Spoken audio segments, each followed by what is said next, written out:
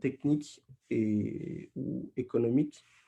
Donc, ce qu'il faut savoir, c'est que les dispositifs de chômage technique ou économique, en fait, entrent dans le cadre de la suspension du contrat de travail.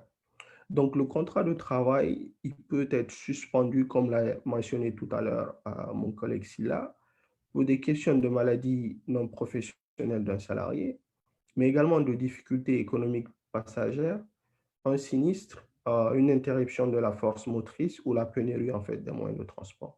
Donc, dans le code du travail, il y a plusieurs en fait causes qui sont listées qui permettent en fait de suspendre le contrat du travail de manière temporaire. Donc, la suspension, elle est temporaire. Donc, pour les difficultés passagères, par exemple, actuellement, on peut soit partir sur le chômage technique ou le chômage en fait économique. Avant la mise en place en fait de ce dispositif-là, il faut bien vérifier qu'il n'y a pas de convention collective qui impacte en fait la mise en place de ces dispositifs. Parce que ce qu'il faut savoir, en droit du travail, en général, vous avez le code du travail et ensuite vous avez les conventions collectives. À ma connaissance, en Guinée, nous avons principalement que deux conventions collectives.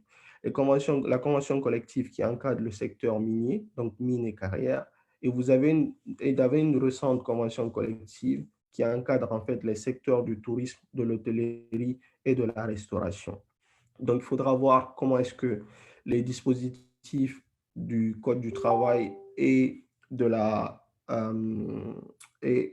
convention collective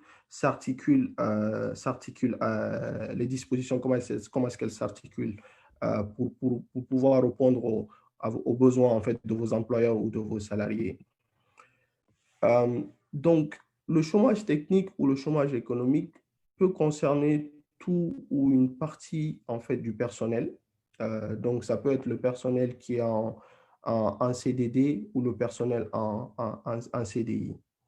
Alors, pour ça, il faudrait discuter avec les salariés ou les représentants des salariés pour s'accorder sur la durée de ce dispositif-là.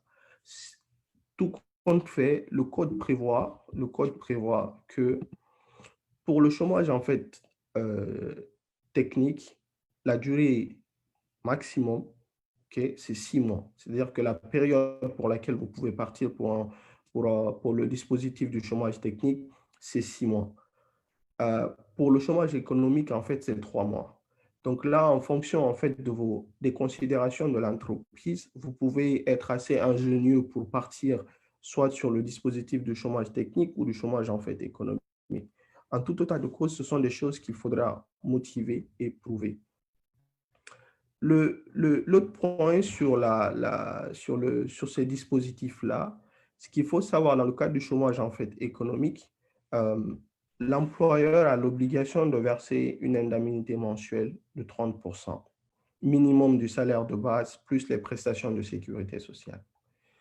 Dans le cadre du chômage technique, vous n'avez pas vraiment disons, de disposition express qui le prévoit. Donc là, en fait, il faudra un accord entre l'entreprise et les salariés.